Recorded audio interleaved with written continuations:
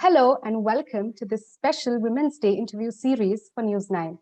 My name is Aishwarya and today I am in conversation with Kuchipudi artist and performer Prateeksha Kashi, who is here to share with us her insights on Kuchipudi that she has gathered along the way and her journey as a performer and artist.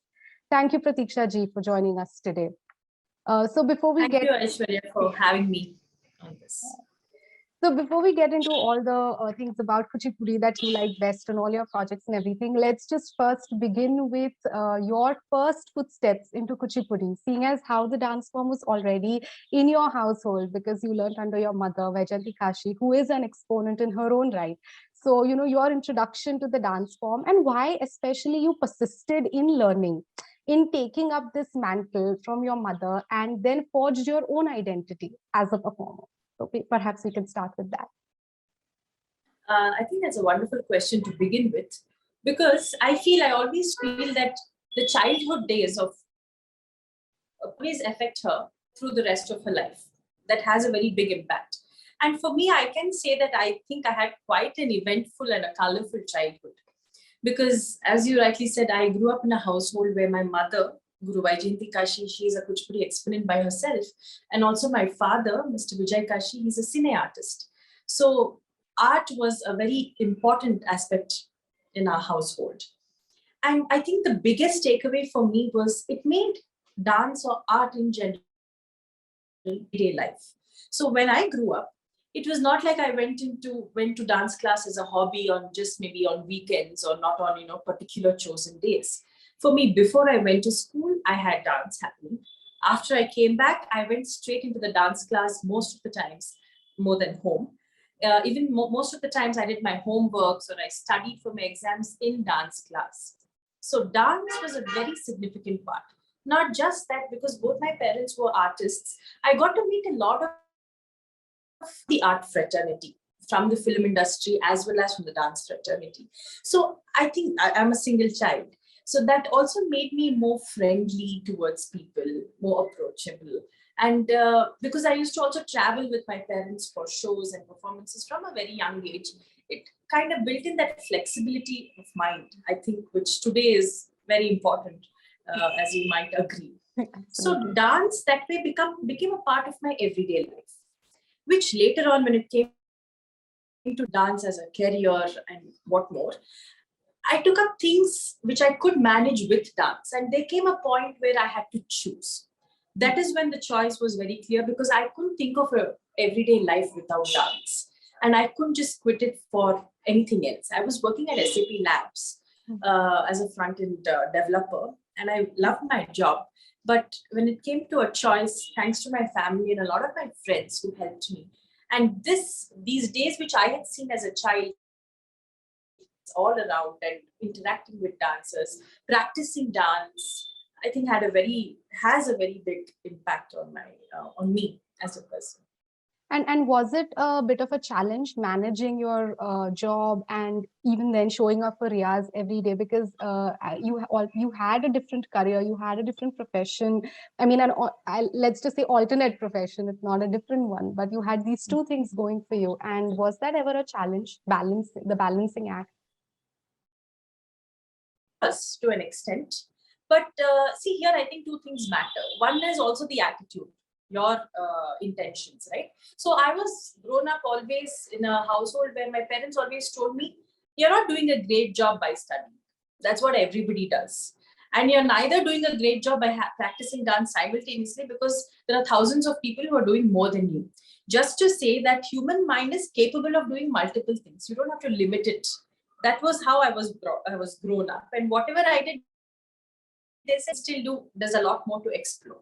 So when I was working at SAP Labs and pursuing dance simultaneously, actively, because I was a part of my mother's group performances and I'd also started getting solo performances by then, it was a challenge, so to say, because it required a lot more of planning for me to be executing both efficiently in the given deadlines and in the given timelines. So there was a lot of planning that went in. And also, I had to be quite on the spot. Like, for example, I still remember when I was doing my engineering, just before my final exams, we had a performance, we had a tour, and we were traveling out of station. We just got back the morning when I had to go write my exams. So I used to study in the trains, I used to study after a show, So I didn't have a fixed timeline that, okay, I need to be alone at home and I need to sit in my room, lock myself up and study. That never worked for me. Most of the times I was studying when, there were a bunch of people around me talking. Yeah. Extended to work. For me, when I was working, my travel hours were quite easy. I would leave at 6 and come back only at 8. That meant I had practice time only post 8 o'clock. So I would take a small break and I would start practicing. So it was a bit of a challenge. And also because, see, what happens is when you come to dance class as, let's say, for a dedicated time slot, my mother would just train them in that time and it would extend a little and she would send. But because I was home, she said, yeah, come on, come, let's practice. Work, you can manage, come, try and manage, try and learn. So it was always that. It was quite a bit of a challenge, but I was grown up in that atmosphere that I can explore a lot more. So I think that played in my mind quite often. So there was never really any dance class timing that, you were always... No, that happens when you are a part of a household where dance is thriving. There's no timing. No time. It's any day, any time, even midnight. And they would say, come sit and watch. So there's no time, absolutely. Right. But I should say, even folks at my workplace and SAP, they were very cooperative. That, they were quite, otherwise that 1 year that I was there, they were really cooperative. I think I was just lucky in that aspect. Right. And I want to talk to you a little bit about your first footsteps onto the stage, your first, performance and your first solo probably, and how it went from there. What did you perform? And now when you do your projects, what are some of the things that you look at, that some of the aspects that you want to incorporate in your choreographies? So how has that growth, how has that trajectory been as you see it? It's been quite a trajectory because my first stage performance, so to say, was with a group, with my mother's group, that I was sitting and watching the rehearsals and I was so adept with that particular piece and I loved it. It was a piece called Ambe. And all I remember was my dad was holding on to me and the group was performing and I don't know what happened to me. I wanted to go on stage and I hear my father that I was uncontrollable. So he left me, I ran onto the stage and I danced with the team. So I think that was my first live stage performance. After which it was mostly... Wait, this happened on stage? I mean, this happened in the actual performance? Oh, yes, okay. Can you believe it? I don't know how the audience kept quiet or how my mother kept. I just ran onto the stage and I started performing and I think they pulled me back. That was my first. But later on when I grew up, I think I was a little shy kid because I remember after every performance, I would have helped them. And during the credit section, when my mother called me, I would just run backstage. I would cry that I don't want to come on stage. So that phase also has passed. And after that, again, the group performances started. And slowly it was mainly after my engineering, that's after my Arangetram. I did my Arangetram. That's supposed to be the first formal stage performance. My engineering in my first year. After that, I started getting solo performances. And back then when I was performing, my whole intention was to, be perfect in what I used to do, what I would perform. To, perfect every aspect of what my mother had taught me so that I could do justice to it. So eventually, over a period of time, dance is a journey and dancers or any artist's growth for that matter is a very organic growth.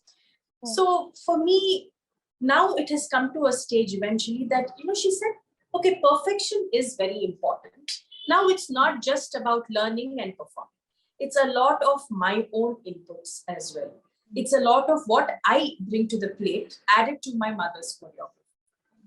So that eventually has made me a thinking dancer because my mother also stresses that it's very important to be a thinking dancer because especially now, there are thousands of extremely good with the technique of dance and who put in so many hours. But what is it that sets you apart as an artist? Of course, the riyaz and the technical perfection goes without saying. But dance is not just technique, right? It's a lot to do with emotions. It's a lot to do with subtleties. It's a lot to do with how you interpret the lines.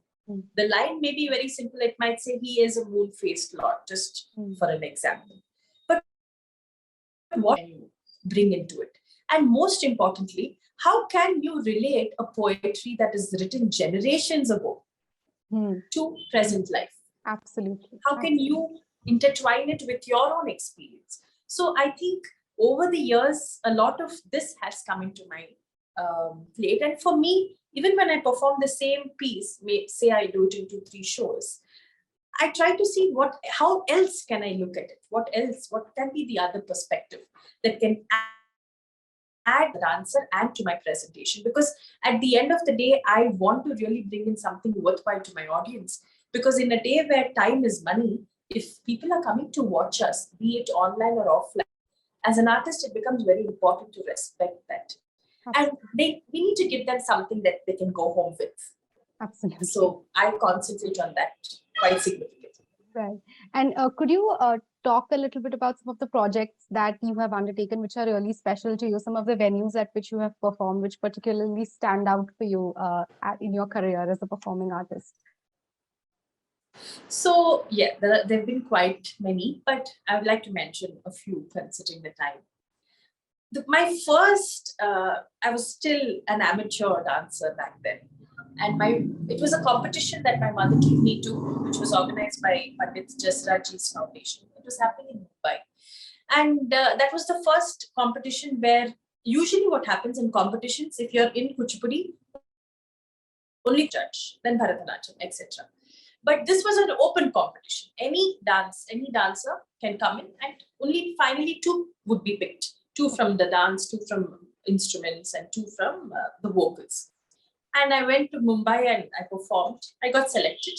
And the selected 2 would be sent to New York for a performance. And there it would be audience poll. Now, this was the first time that I was performing where the audience will have to vote. I don't know whether it was an advantage or a disadvantage. When we went to New York, my baggage got held up in the airport. We landed today and tomorrow was the performance. And there was no way that they could postpone it because it was an audience poll, and there was no way that I could get my baggage before that. Absolutely. And it was a competition. See, when you go on stage, you cannot give reasons. Absolutely. Competition is a competition. Yes. Whatever it is, you have to put up with it, and you have to be ready for it. Yes. So luckily, my mother contacted and we went to their home. Somebody who could match my personality. I had to borrow everything from the dancer, and she was so genuine, so sweet of her to have lent her ornaments, jewelry, everything, A to Z. And I performed, and I was voted as the first winner in dance. Now, that was a very rewarding moment for me because I never expected, with all the things that had happened beforehand. But the distribution was in Lonavala. I still remember. We came back and they gave away distributed prizes. So that was one that even now today when I close my eyes, I can remember that performance because Pandit Jasraji himself was there, and Odissi exponent Sonal Mansingh ma'am was there in the audience. And for me at that age, it was, even today, I cherish that moment a lot. And the other one is, again, a few years after that, I was performing at the Nalanda Nritya, Nalanda Mumbai. Yes. And even then, it was a competition. And there would only be about 6 or 8 members who would be given the title of Nalanda Nritya Nipuna. Okay. And that would be decided by Dr. Kanak Rile. She is the personification of mastery of art. Yeah, and to be even performing in front of her is, one needs a lot of courage. Absolutely. After the performance, I was like eagerly waiting for the letter because they would send it. And the day I got the letter, I was so thrilled because being selected by Kanak ma'am was something else, Just being able to perform in front of her without faltering is something else in itself. No, without faltering cannot happen. But, at least to be recognized by her that, okay, this girl has a potential she can probably work on. For me, it was again a very rewarding moment. And there are many, even in recent times, I performance at the Khajuraho Dance Festival right in front of the monuments, the temples. That was beautiful. I think I've been very fortunate. Dance has given me an opportunity to present my art in several prestigious stages. So I think that way I've been very fortunate. And all thanks to my dance and to my guru for making me who I am today. Absolutely. And, could you also share with us what it is that you enjoy the most about Kuchipudi? Because it is such a bold and such a wonderfully expressive sort of dance form. So, what is it that you enjoy? Anything, be it the abhinaya or the nritta, the more technical side. So, what is the allure for you? I think the most I enjoy is the life. I feel this art form has a charm to it because it's so dynamic, it is so expressive. It gives you the freedom to explore. For example, if you want, that's the manly aspects of dance, it lets you explore. If you want to explore something that's more subtle, it lets you explore. So there is a sense of it gives you a wide threshold where you can explore. There's a huge canvas, and the entire thing is held back by the dynamism, by the charm. It lets you be spontaneous. It lets you be theatrical. So for me, dance has to be expressive. I connect with dance more so because of the expressions and because of there's a spontaneity in this dance. There is a lilt. There is it's not straight. It goes up, down, it has curves. And I think that is what I enjoy the most. And it helps me explore characters. I grew up watching my mother portray characters of different shades and hues. And I was always very thrilled by it. Because sometimes she would play a very sober Sita character. Other times she would play a Hiranyakashipu. So I'm like, oh my God, how can one person get into the shoes of so many other characters? We haven't seen them, we've only read about them. So that the Natya, the theatrical aspect that lets me be different characters at different points in time, explore them, be them, go through what they probably felt, imagine, and then portray. I think that is something very, very interesting. And that's very typical to this form that makes it different from so many others. Absolutely. I enjoy that. Because Kuchipudi explores characters like no other. I mean, you actually do. It's not just a simple gata bhav, no, that you are there and then you you have to be that character. You have to get into the drapes and the whole thing. So, which are some of the characters that you have enjoyed portraying? See, mythologically, I've explored this character called Kanyakumari, which was beautifully choreographed by my mother.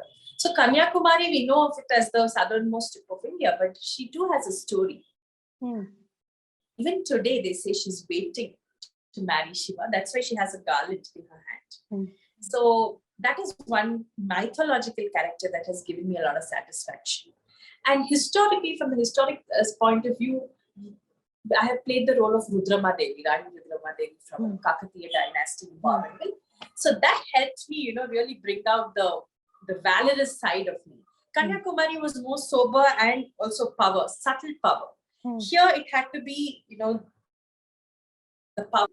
So that I also explored the life of Chitrangada, one of Arjuna's wives. So that too has been, and I performed that as part of Serendipity Arts Festival in Goa. So that there are so many performances, Aishwarya, truly that I cherish. I think I'm not doing justice by just quoting 2 or 3. There are many that I really cherish. Absolutely. So these characters that I have portrayed are some that I've really. Also now I'm looking at exploring a few more characters which try and bring out a different shade of me as an artist. So let's see how that goes. Right.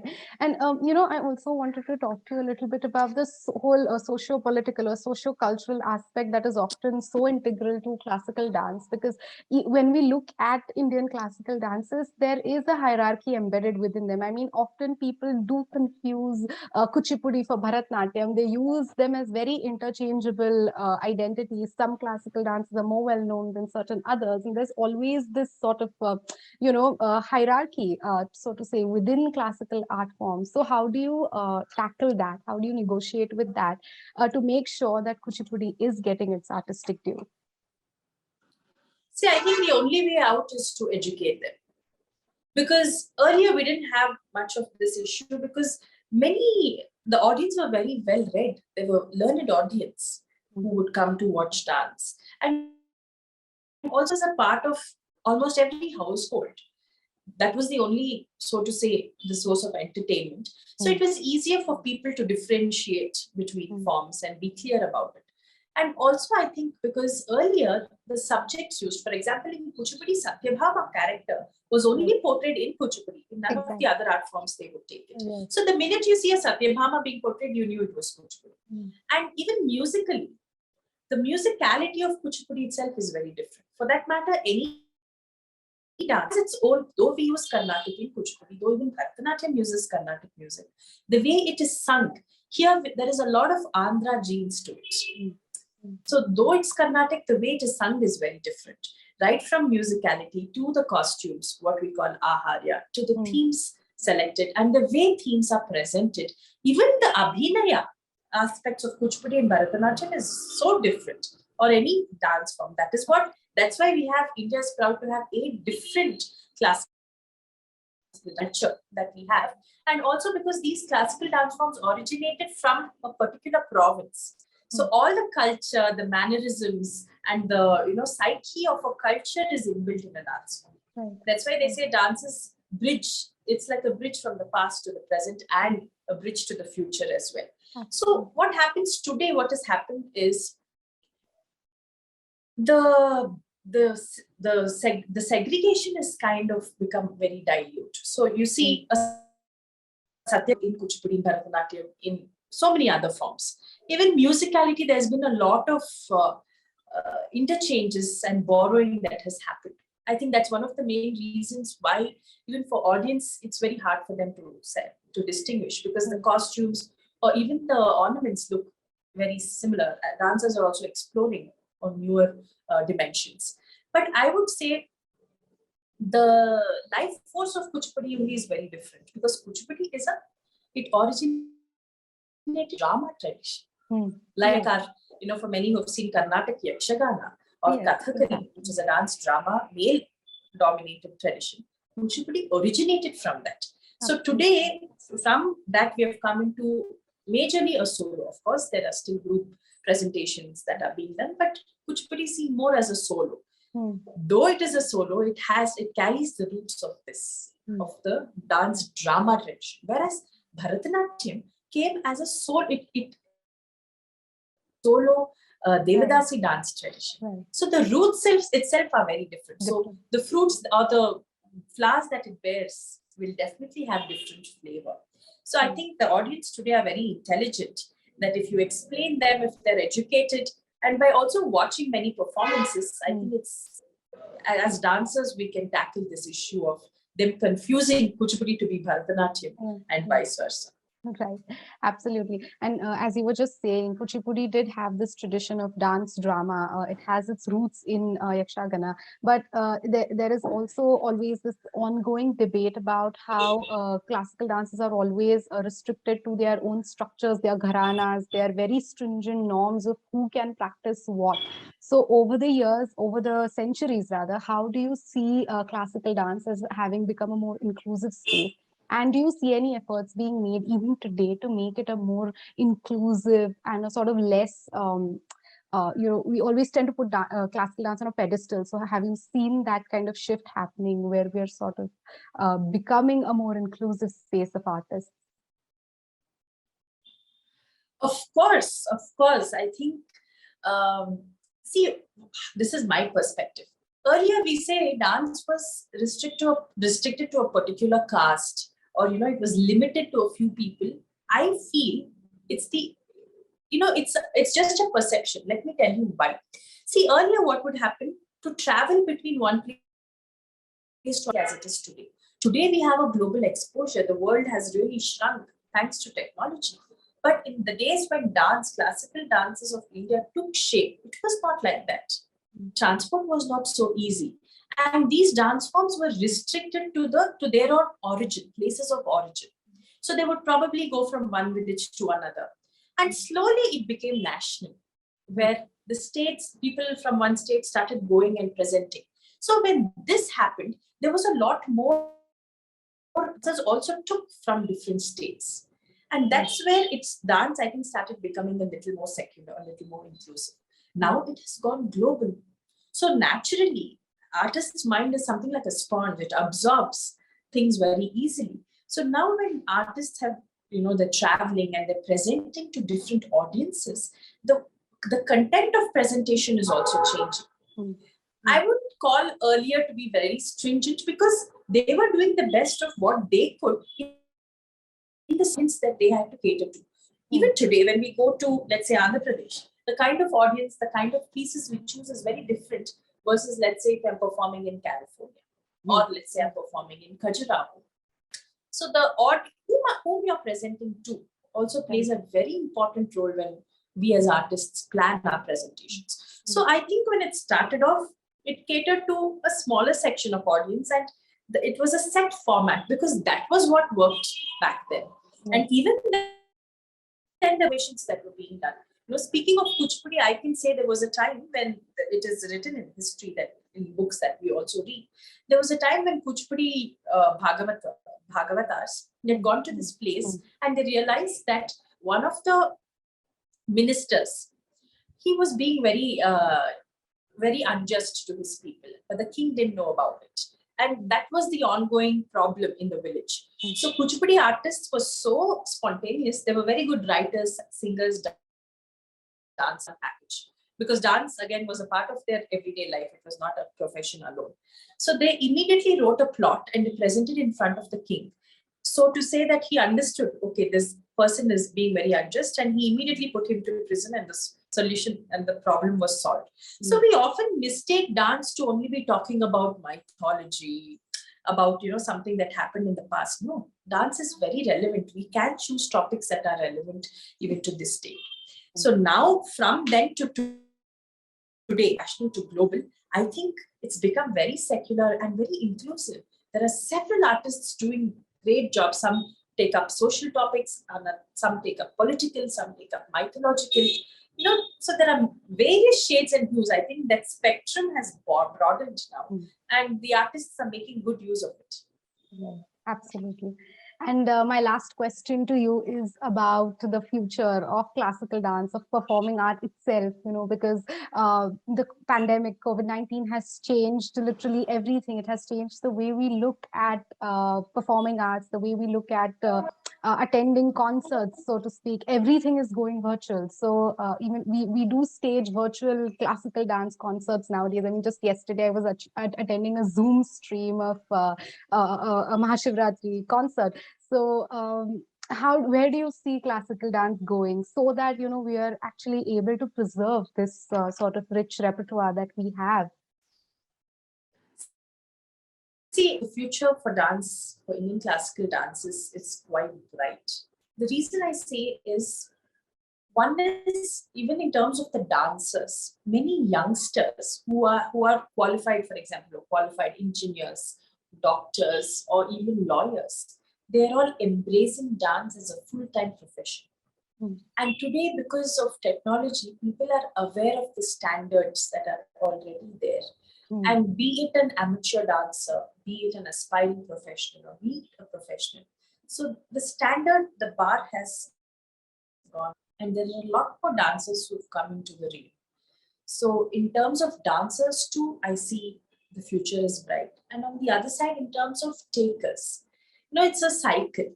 There are many now who are going back. They want to go back in time and understand how the culture was. There are so many seminars I see happening on temples, happening on dance, happening on music, and people are interested. And also because dancers are also giving their dance a new twist, which can relate better. And even in terms of private organizations who are actively engaged in promoting classical arts, or the government bodies, both of it are coming together to promote, and there are so many festivals happening for dance. So that way I see there's a great future for dancers and for the dance fraternity. Yes, the pandemic has changed the dynamics of the dance field. It was not just a bit, but quite a struggle for dancers, because we were always used to the offline mode. And there were even financially and emotionally, see, we're all emotional beings, especially as artists, we're very sensitive. So to take the pandemic, it was quite hard. But I should say that pandemic has its pluses as well. Now the art has gone hybrid. Earlier there were dancers who didn't even know how to operate or record, but today they've all become, the situation has adapted, handling the technology better, which is a good thing in the long run. And I see the future as hybrid, online as well as offline events. Of course, even now we can see, just yesterday we had a performance for Mahashivratri that was offline. See, I feel hybrid is good, a hybrid structure, but this online works better for talks. Like, now, if not for this, we couldn't have probably had this interview. Absolutely.